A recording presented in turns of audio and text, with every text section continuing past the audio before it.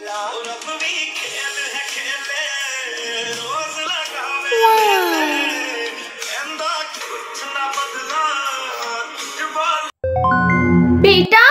বেটা তোমার কি হয়েছে? কি করছো তুমি?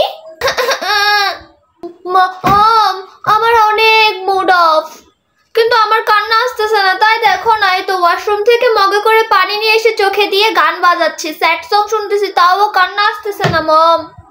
ও বেটা, এটা তুমি অনেক ভালো কাজ করেছো। একদম এইরকমই করবা, কারোর জন্য নিজের চোখের জল একদম ওয়েস্ট করবা না, বুঝেছো? ঠিক এরকম বাথরুম থেকে না হলে আমাকে বলবা, আমি তোমাকে পানি এনে দেবো, চোখে পানি দিয়ে কান্না করে নিবা, ঠিক আছে? কিন্তু বেটা তোমার কি হয়েছে? কান্না কেন করতেছিল তুমি? সেটা জানি না মম, কিন্তু আমার অনেক মুড অফ মম। কেউ কি আমার বেটাকে কিছু বলেছে? কেউ বকা দিয়েছে?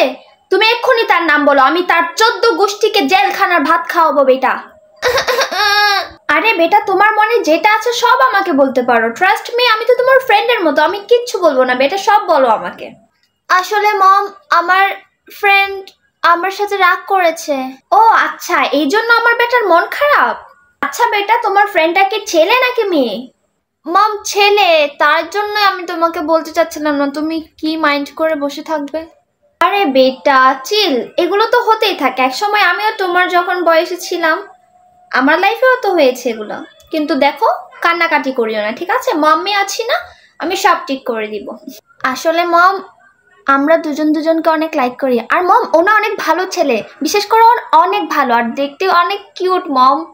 আচ্ছা বেটা তুমি বসো, আমি ওকে কল দিয়ে বলে দিচ্ছি। হ্যাঁ, দেখি তোমার ফোনটা দাও, মাম্মা এখনই কল দিয়ে সব ঠিক করে দিব তোমাদের। এটা না? ঠিক আছে, তুমি বসো, আমি কল দিয়ে দেখাচ্ছি। Hello,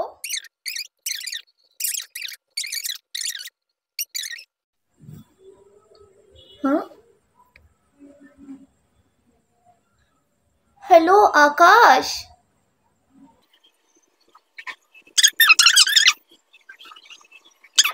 O mom, thank you so much, I love you mom.